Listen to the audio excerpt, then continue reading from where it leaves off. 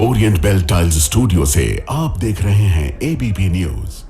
ना इधर ना उधर, हर खबर की पूरी खबर, न लाग लपेट ना खबरों में खोट। आप देख रहे हैं एबीपी रिपोर्ट और मैं हूं आपके साथ शीरी।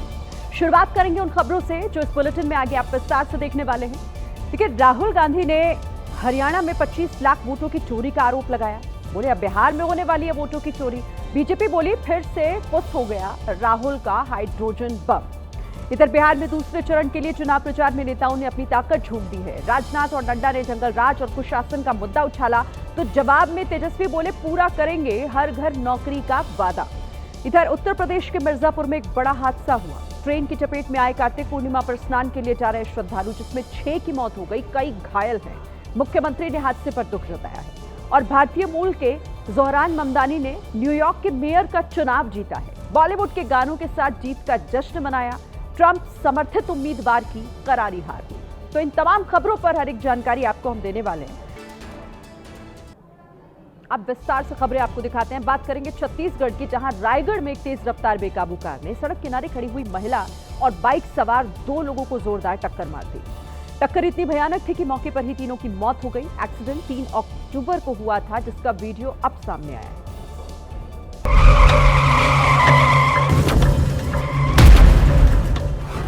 ये उसी हादसे का डराने वाला सीसीटीवी फुटेज है।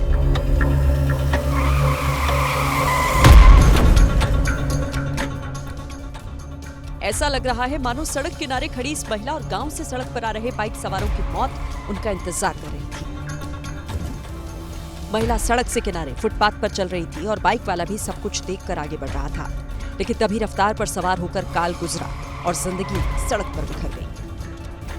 टक्कर लगने के बाद बाइक सवार और महिला दोनों काफी दूर तक सड़क पर घिसटते रहे। टक्कर के बाद कार चला रही लड़की और दूसरे लोग बाहर निकले, लेकिन ये लोग तीनों को अस्पताल ले जाने की बजाय फरार हो गए। सीसीटीवी वीडियो के आधार पर पुलिस ने पड़ताल की तो पता चला कि कार एक नाबालिग लड़की चला रही थी। पंजाब के लुधियाना में महिलाओं से छेड़छाड़ करना एक व्यक्ति को भारी पड़ गया। लोकल बस में भीड़ का फायदा उठाकर आरोपी महिलाओं के साथ अश्लील हरकत को अंजाम दे रहा था। फिर इन महिलाओं ने कैसे इसे सबक सिखाया, आप देखिए। क्या हुआ क्या जी? मैं कुछ नहीं किया, मैं कुछ नहीं किया, मैं जहाँ पढ़ के बैठा है पेशेंट लग गया, पता नहीं मैंने कोई फायदा, मैं अपना पाठ पूरा करूँगा। ये महिलाएं गुस्से में आग बबूला हैं, सैंडल के साथ सबक सिखाने को उतर गई हैं। इस व्यक्ति पर इस महिलाओं संग छेड़खानी के आरोप लगे हैं। महिलाएं उतरी तो उन्होंने इस शख्स को भी उतार लिया, फिर ढूंढ डाला। पीछा कर रहे हैं भाई। महिलाओं ने अपने पतियों को भी बुला लिया और यह खुद को बेकसूर बताता रहा। किसी तरह महिलाएं मानी और इसकी जान बची। वैसे तो चुनाव बिहार में हो रहा है, लेकिन बिहार में टक्कर यूपी के 2 दिग्गजों अखिलेश यादव और योगी आदित्यनाथ के बीच देखने को मिल रही। सीएम योगी राम मंदिर बटोगे तो कटोगे और माफिया राज को मुद्दा बनाकर अखिलेश पर हमलावर हैं। गया में भी यह महा टक्कर देखने को मिली। सीएम योगी ने कहा कि लखनऊ में समाजवादी पार्टी के एक माफिया ने अवैध रूप से बंगला बनाया तो हमने गिरा दिया। मैंने कहा ये तो कुख्यात माफिया है। लोगों ने कहा हाँ, तो मैंने कहा फिर बुलडोजर की कार्रवाई हो जाए ना। बिहार की रैलियों में सीएम योगी अखिलेश को रामद्रोही माफिया के संरक्षक बता रहे, तो वहीं अखिलेश यादव कह रहे हैं कि योगी झूठे हैं। योगी जी की किसी बात में भरोसा मत करना, योगी होकर के झूठ बोलते हैं। योगी और अखिलेश के बीच जबानी जंग उस दिन से बढ़ी हुई है जिस दिन सीएम योगी ने पप्पू, टप्पू और अप्पू कहकर राहुल, अखिलेश और तेजस्वी को घेरा था। बिहार विधानसभा चुनाव के पहले चरण के चुनाव में 24 घंटे से भी कम का समय बचा है, लेकिन नेताओं के बीच चल रही जुबानी जंग रुकने का नाम नहीं ले रही है। बवाल तेजस्वी के उस बयान पर मचा है जिसमें उन्होंने एआईएमआईएम के प्रमुख असदुद्दीन ओवैसी को कट्टरपंथी बता डाला कि जिसके सर पे टोपी और दाढ़ी है उसको चरमपंथी कहता है, आतंकवादी कहता है। मैं अपने मजहब पर फख्र से चलता हूँ तो ये बोलता है ये एक्सट्रीमिस्ट है। इधर तेजस्वी के बयान पर एआईएमआईएम उम्मीदवार भी भड़क गए और महुआ से एआईएमआईएम प्रत्याशी बच्चा राय ने तेजस्वी से माफी मांगने को कहा गया है। मैं आपसे कहना चाहूँगा तेजस्वी जी को अपना ऑलरेडी स्टेटमेंट वापस लेना चाहिए और माफी मांगना चाहिए कि उन्होंने ये गलत कहा है। ओवैसी की पार्टी AIMIM इस बार बिहार की 32 विधानसभा सीटों पर चुनाव लड़ रही है, जिनमें से ज्यादातर 90% उम्मीदवार मुस्लिम बहुल इलाकों से हैं। बिहार विधानसभा चुनाव ने दो भोजपुरी स्टार्स के बीच खटास बढ़ा दी है। छपरा से आरजेडी उम्मीदवार खेसारी लाल यादव और बीजेपी नेता रवि किशन के बीच जुबानी जंग तेज हो गई है। बीजेपी सांसद और भोजपुरी स्टार रवि किशन ने खेसारी लाल यादव पर फिर से हमला किया है। उन्होंने कहा कि खेसारी लाल यादव ने राम मंदिर पर टिप्पणी की, जो उन्हें काफी बुरा लगा है। जब राम मंदिर के विरोध में बात हुई कि वहाँ अस्पताल बनना चाहिए, वो मुझे हर्ट कर गया, तो ये शुरुआत वहाँ हुई। रवि किशन ने खेसारी लाल यादव को मुद्दों की राजनीति करने की नसीहत दे डाली है। राजनीति करो, विकास की बातें करो, हाँ, एक नीतियों पे आओ कि भाई हम क्या करेंगे, आपका रोड मैप क्या। उप मुख्यमंत्री सम्राट चौधरी के खेसारी लाल को नचनिया कहने के बाद दोनों पक्षों की ओर से जबानी जंग शुरू हो गई है। सम्राट चौधरी के बयान पर प्रतिक्रिया देते हुए खेसारी लाल यादव ने कहा था कि बीजेपी में तो 4 नचनिया। उनका इशारा रवि किशन, मनोज तिवारी, दिनेश लाल नेहरुआ और पवन सिंह की ओर था। इसी के बाद से भोजपुरी स्टार्स के बीच में जबानी जंग जारी है। बिहार विधानसभा चुनाव में कल पहले चरण का मतदान होना है, लेकिन इससे पहले दिल्ली में नेता विपक्ष राहुल गांधी ने ऐसा बम फोड़ा जिसकी गूंज सियासी गलियारों में भूचाल ले आई। कर्नाटक की तर्ज पर इस बार राहुल गांधी ने हरियाणा विधानसभा में वोट चोरी का मुद्दा उठाया। राहुल ने आरोप लगाया कि 2024 के विधानसभा चुनाव में 5 तरीकों से वोट चोरी की गई। 5 तरीके की वोट चोरी है हरियाणा में।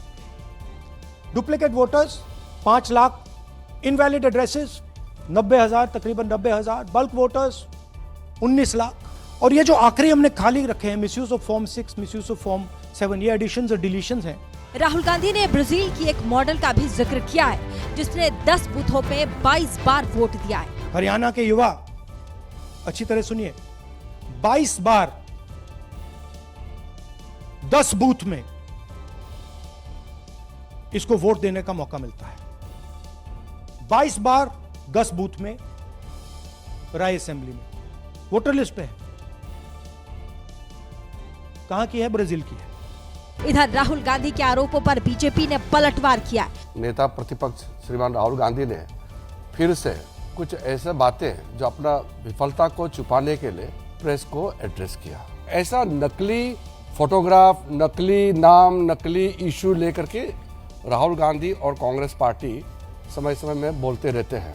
बहरहाल अब देखना ये होगा कि राहुल के सियासी तीर बिहार चुनाव में कितना असर डालेंगे। दूसरे चरण की सीटों के लिए बीजेपी के दिग्गजों ने भी पूरी ताकत झोंक दी है। रक्षा मंत्री राजनाथ सिंह और बीजेपी अध्यक्ष जेपी नड्डा ने कई सीटों पर चुनाव प्रचार किया। बांका में चुनाव प्रचार के लिए पहुंचे राजनाथ सिंह विरोधियों के साथ साथ पाकिस्तान पर भी बरसे। और जहां तक हमारे पड़ोसी देशों का सवाल है, आपको बताने की जरूरत नहीं है। पहले जब होता था तब भारत की सीमा में घुस आते थे। अब है किसी माई के लाल ने दूध पिया है जो इतनी जल्दी भारत की सीमा में घुसने की हिम्मत करे। उधर जेपी नड्डा पूर्वी चंपारण पहुंचे और बिहार के विकास की बातें कही। गांव-गांव में यूट्यूबर हो गया है कि नहीं हो गया है? हुआ है कि नहीं हुआ है?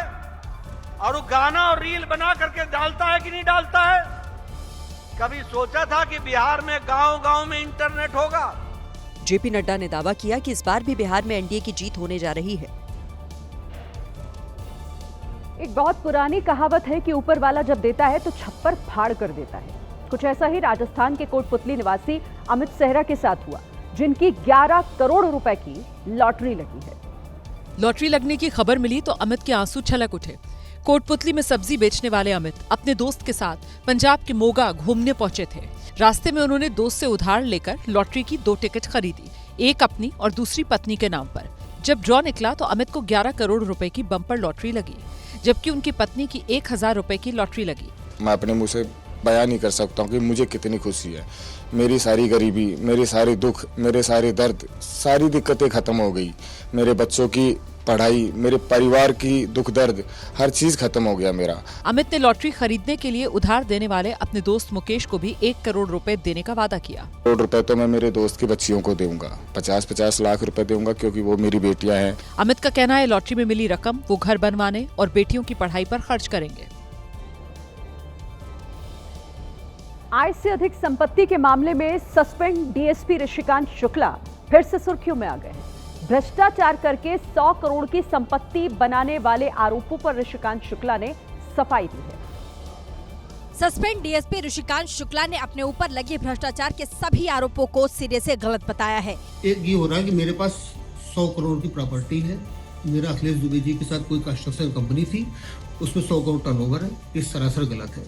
कहा जा रहा था कि ऋषिकांत शुक्ला ने अपनी काली कमाई को छिपाने के लिए आर्यनगर में अपने दोस्त देवेंद्र के नाम पर प्रॉपर्टी खरीदी, लेकिन ऋषिकांत के दोस्त देवेंद्र ने भी इस आरोपों को सिरे से इनकार कर दिया। कम से कम रजिस्ट्री ऑफिस में तो देख लेते कि मेरे नाम कोई संपत्ति है भी या नहीं, सिर्फ पेपर में निकाल देना मेरे लिए बड़ा एम्बैरेसिंग।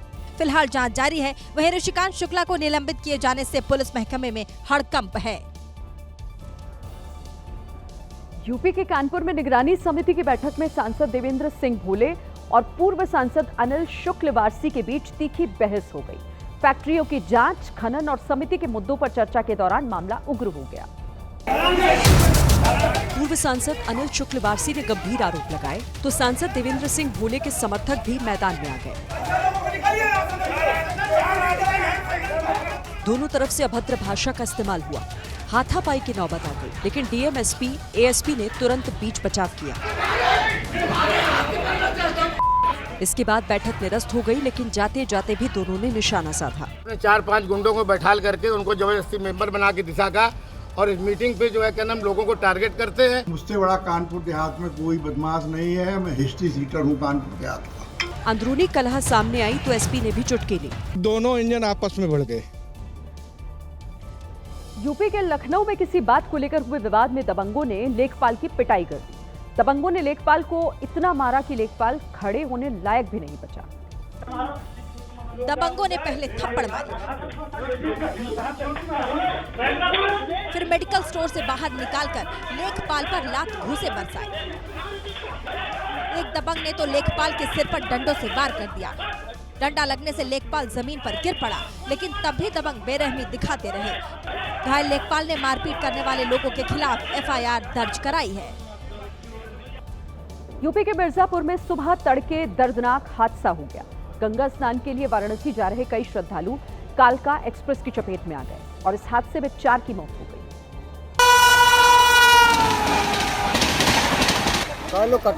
घटना सुबह 9:30 बजे चुनौर रेलवे स्टेशन के प्लेटफॉर्म नंबर 3 पर हुई। कालका एक्सप्रेस से श्रद्धालु टकराए तो उनके चिथड़े उड़ गए। पटरियों पर बिछी लाशों को देखकर वहां कोहराम मच गया। कई श्रद्धालु घायल हो गए, जिन्हें तुरंत अस्पताल में ले जाया गया। वाराणसी जाने वाली ट्रेन पकड़ने के लिए श्रद्धालु फुट ओवर ब्रिज की जगह रेलवे ट्रैक पार कर रहे थे, तभी ये हादसा हुआ। सीएम नीतीश कुमार ने सीमांचल को साधने की कोशिश तेज कर दी है। सीमांचल के 4 जिलों में नीतीश कुमार ने जनसभा की और मुस्लिम वोटर्स के बीच संदेश पहुंचाया। सीमांचल में मुस्लिम वोटर्स की तादाद काफी ज्यादा है। यही वजह रही कि सीएम नीतीश कुमार ने किशनगंज से मुस्लिमों के लिए संदेश दिया। समाज में कितना विवाद होता था और कितना हिंदू मुस्लिम झगड़ा होता था, कभी मुस्लिम के लिए भी कोई काम किया था? कोई काम नहीं किया था। मुस्लिमों को रिझाने का काम एक तरफ नीतीश कर रहे हैं तो तेजस्वी भी चुनावी मंचों से एकजुटता की अपील कर रहे हैं। हम सब लोगों से कहेंगे, सब लोग मिलजुल करके रहिए, हिंदू मुस्लिम सब भाई मिल करके रहिए और नया बिहार बनाना है। सीमांचल के अलावा भी बिहार की कई विधानसभा सीटें ऐसी हैं जहां मुस्लिम वोटर बड़ी संख्या में हैं, जिसको लेकर नेताओं की धड़कनें बढ़ी हुई हैं। तेजस्वी यादव ने दूसरे चरण की सीटों के लिए ताबड़तोड़ चुनाव प्रचार किया। हर विधानसभा सीट पर वो अपने वादों को दोहराते नजर आए और इस चुनाव को बदलाव का चुनाव बताया। जनसभा में उमड़ी भीड़ को देखकर तेजस्वी गदगद हैं। पश्चिमी चंपारण में रैली करते हुए उन्होंने 30,000 रुपए देने का वादा किया। आने वाला मकर संक्रांति यानी 14 जनवरी को 30,000 रुपए हमारा माता बहनों को खाता में अमर डालने का काम करें। पश्चिमी चंपारण के बाद तेजस्वी ने 16 जगहों पर जनसभाएं की। यहां उन्होंने पीएम मोदी को फैक्ट्री के मुद्दे पर घेरा। फैक्ट्री लगाएंगे गुजरात में, फैक्ट्री चाहिए बिहार में, ये होने वाला नहीं है। इस चुनाव में तेजस्वी अलग चुनावी लाइन पर बैटिंग कर रहे हैं। उनका जोर विरोधियों को घेरने से ज्यादा अपनी योजनाओं को बताने पर दिखाई दे रहा है। बिहार विधानसभा चुनाव में प्रचार के दौरान कांग्रेस नेता राहुल गांधी ने जातीय प्रतिनिधित्व का मुद्दा उठाया। लेकिन इस दौरान राहुल गांधी सेना को लेकर कुछ ऐसा बोल गए जिस पर विवाद खड़ा हो गया है। चुनावी रैली को संबोधित करते हुए राहुल गांधी ने कहा कि 10% आबादी ही सेना को कंट्रोल करती है। सारे के सारे 10% आबादी में से आते हैं, सारा बैंक का धन उनको जाता है, सारी नौकरियां उनको जाती हैं। आप जुडिशरी देखिए, वहां भी उनको सब मिलता है, सेना में उनका कंट्रोल है।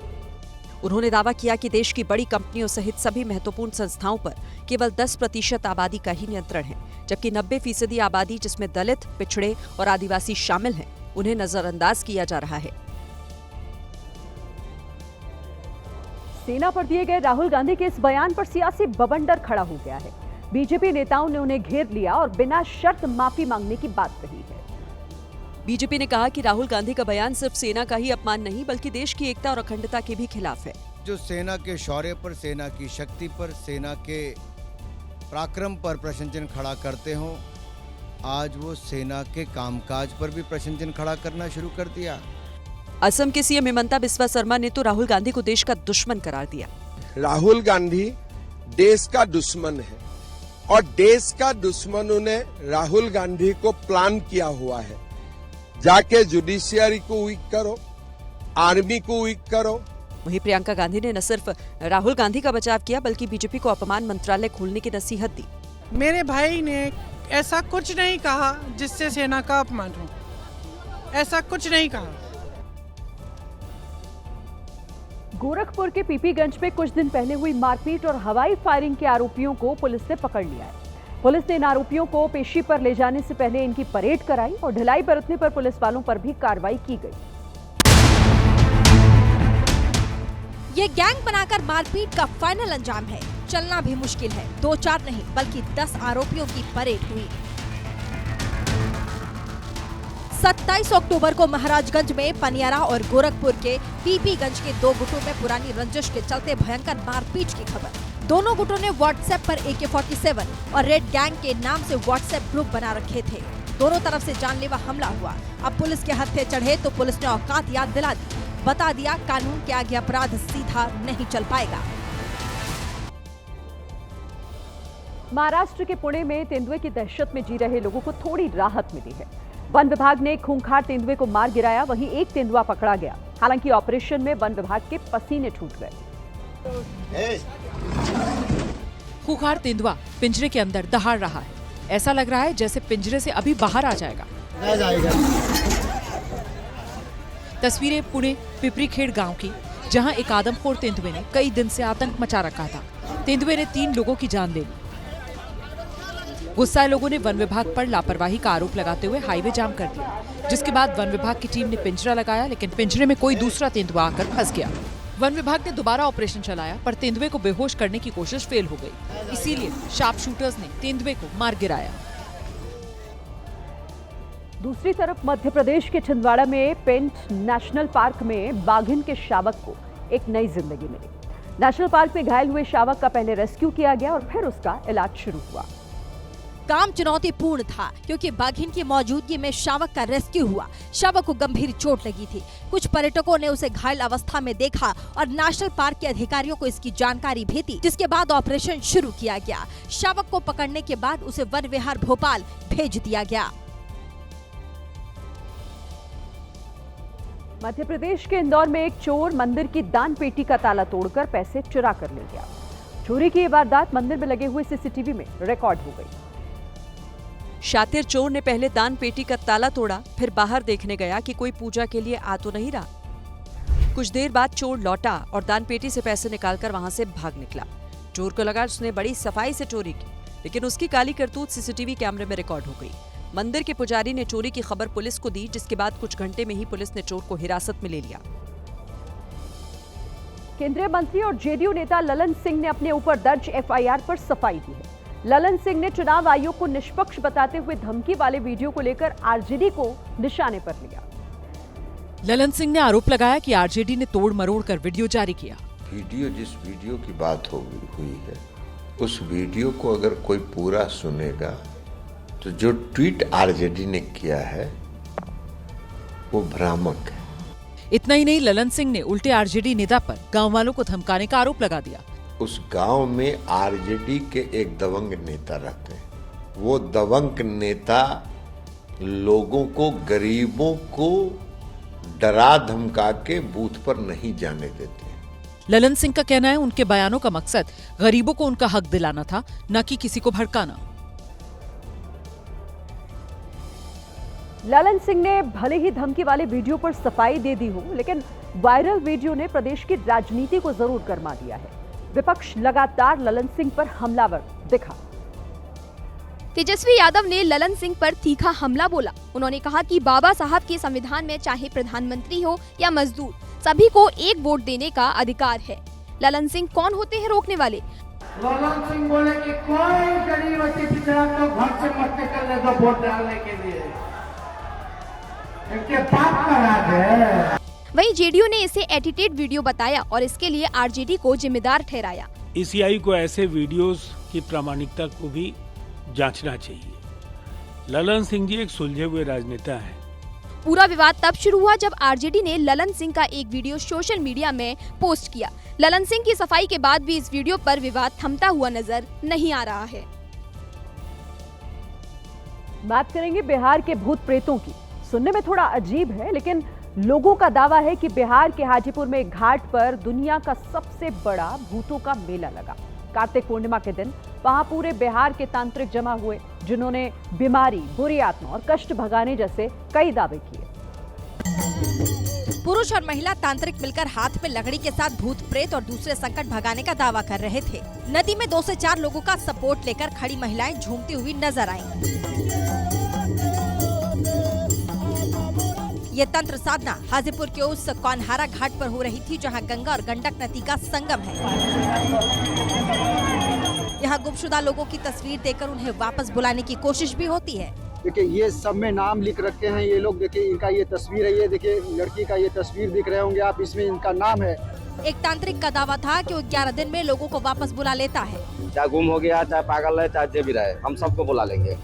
11 दिन का टाइम देते हैं और 11 दिन में आ जाना है सब। हमारे पास पूरा सबूत है, मेरा कापी है, डायरी है, बोलिए हम सारा खोल के दिखाएंगे। शक्ति के साथ इलाज और संकट दूर करने वाला दावा करने वाले तांत्रिकों के पास सैकड़ों लोग पहुंचे थे। धनतेरस, दिवाली और छठ बीतने के बाद ठाणे महानगर पालिका ने एक बार फिर अवैध निर्माण के खिलाफ कार्रवाई तेज कर दी है। ठाणे में एक बार फिर बुलडोजर एक्शन देखने को मिला। ठाणे महानगर पालिका के बुलडोजर पहुंचे और अवैध निर्माण को ध्वस्त कर दिया। जहां बुलडोजर नहीं पहुंच सकता था, वहां हथौड़े से अवैध निर्माण टूटा। घर के बाहर बुलडोजर खड़ा देख कुछ लोग तो खुद ही अपना सामान हटाने लगे। जिन लोगों ने बुलडोजर एक्शन का विरोध किया, उन्हें पुलिस ने हिरासत में ले लिया। ठाणे में कुल 909 अवैध निर्माणों की पहचान की गई, जिन पर बुलडोजर चले। मुख्यमंत्री योगी आदित्यनाथ ने आज लखनऊ में 72 गरीब परिवारों को फ्लैट की चाबी सौंपी। इस दौरान सीएम योगी ने अपने संबोधन में माफिया और उनके समर्थकों पर जमकर निशाना साधा। लखनऊ की प्राइम लोकेशन पर बने ये वही फ्लैट है जिन पर कभी कुख्यात माफिया मुख्तार अंसारी का कब्जा हुआ करता था, लेकिन अब ये फ्लैट गरीबों को दे दिए गए हैं। इस दौरान मुख्यमंत्री योगी आदित्यनाथ ने चेतावनी दी कि अगर कोई भी सरकारी जमीन पर कब्जा करेगा तो उसका भी वही हाल होगा जो इस माफिया का हुआ। कि अगर किसी गरीब की, किसी व्यापारी की, किसी सार्वजनिक संपत्ति की और किसी सरकारी भूमि पर किसी माफिया ने, किसी अपराधी ने कब्जा किया तो उसका यही हाल होगा जो यहाँ पर हम लोगों ने किया है। सीएम ने यह भी दावा किया कि बाजार के रेट के हिसाब से इन फ्लैट्स की कीमत 1 करोड़ तक की है, लेकिन एलडीए ने इन्हें सिर्फ 10 लाख में उपलब्ध कराया। अमेरिका के केंटकी में एक कार्गो प्लेन हादसे में 3 लोगों की मौत हो गई। प्लेन टेक ऑफ कर ही रहा था कि उसमें अचानक से आग लग गई। इससे पहले कि पायलट कुछ कर पाता, पहले ही सब कुछ खत्म हो चुका था। प्लेन आसमान में जाने के बजाय एयरपोर्ट के नजदीक ही गिर गया। आग की खतरनाक लपटों के बीच कार्गो प्लेन धमाके के साथ जमीन से टकरा गया। रनवे छोड़ने से पहले ही प्लेन आग का गोला बन चुका था। आग की वजह से ही अगले ही पल प्लेन एक बड़े धमाके के साथ क्रैश हो गया। हादसे के बाद रनवे से लेकर जिस जगह पर प्लेन गिरा, उस पूरी जगह को आग और उससे उठने वाली धुएं ने घेर लिया था। हादसे के बाद रेस्क्यू भी देर रात तक चलता रहा। आशंका है कि मरने वालों का आंकड़ा अभी और बढ़ेगा। आज देश भर में कार्तिक पूर्णिमा मनाई जा रही है। गंगा घाट पर सुबह से ही हजारों श्रद्धालु स्नान करने पहुंचे, लेकिन इस दौरान हाईवे पर दिन भर यात्री भयंकर जाम से जूझते रहे। यात्रियों को सबसे ज्यादा दिक्कतों का सामना धर्मनगरी हरिद्वार में करना पड़ा। हजारों गाड़ियां हाईवे पर रेंगती रही, कहीं एम्बुलेंस फंसी रही तो कहीं लोग जाम में घंटों फंसे रहे। यातायात पुलिस की ओर से किए गए इंतजाम नाकाफी साबित हुए। ओम पुल से लेकर हर की पैड़ी तक वाहनों की लंबी कतारें लग गई। जाम का झाम पटना में भी दिखा। पटना के एम्स फ्लाईओवर पर हजारों गाड़ियां फंस गई और कई किलोमीटर लंबी लाइनें लग गई। गाड़ियां तो गाड़ियां, लोगों का पैदल जाना भी दूभर हो गया। पटना का ट्रैफिक सिस्टम पूरी तरह से चरमरा गया। यूपी के मऊ में भीषण सड़क हादसा हो गया। इस हादसे में बाइक सवार पति पत्नी गंभीर रूप से घायल हो गए, जिन्हें अस्पताल में एडमिट करवाया गया। ये हादसा तब हुआ जब बाइक आगे चल रहे ट्रक में जा घुसी। हादसे के बाद बाइक ट्रक में ही फंस गई, जिसके बाद बाइक करीब 100 मीटर तक ट्रक के साथ घिसटती चली गई। ट्रक के साथ घसीट रही बाइक से चिंगारी निकलने के बाद कुछ लोगों की उस पर नजर पड़ी, जिसके बाद बाइक सवार लोगों ने ओवरटेक कर ट्रक को रुकवाया। ट्रक में फंसी बाइक को अलग किया गया। साथ ही मौके पर पहुंची पुलिस ने ट्रक को अपने कब्जे में लेकर छानबीन शुरू कर दी। मुंबई के वडाला में ट्रायल के दौरान मोनोरेल हादसे का शिकार हो गई। ट्रायल कर रही टीम का एक सदस्य चोटिल हो गया। दुर्घटना का वीडियो भी सामने आया। मोनोरेल के पहले डिब्बे का हिस्सा लटका हुआ दिखाई दे रहा है। जैसे ही डिब्बा हवा में लटका, मोनोरेल के ड्राइवर और कर्मचारियों की सांसें अटक गईं। हादसे में मोनोरेल का आगे का हिस्सा क्षतिग्रस्त हो गया। तकनीकी खराबी की वजह से ये दुर्घटना हुई। बड़ा हादसा टल गया, लेकिन ट्रायल में शामिल एक आदमी घायल हो गया।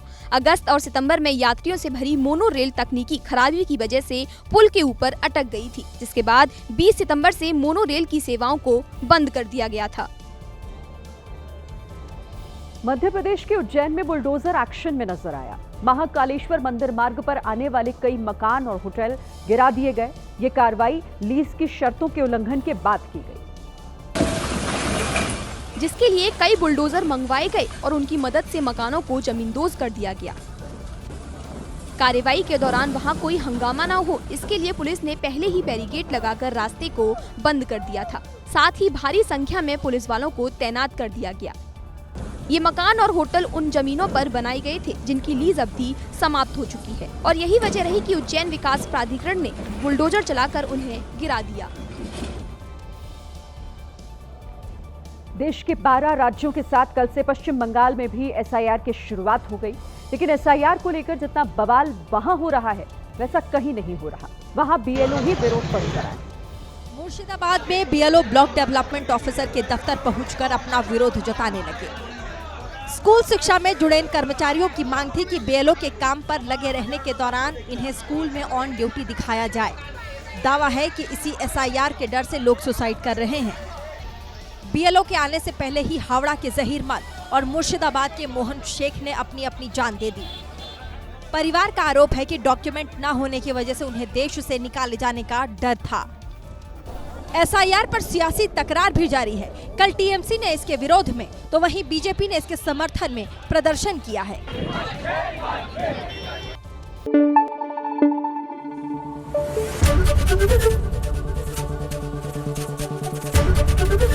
एबीपी न्यूज आपको रखे आगे।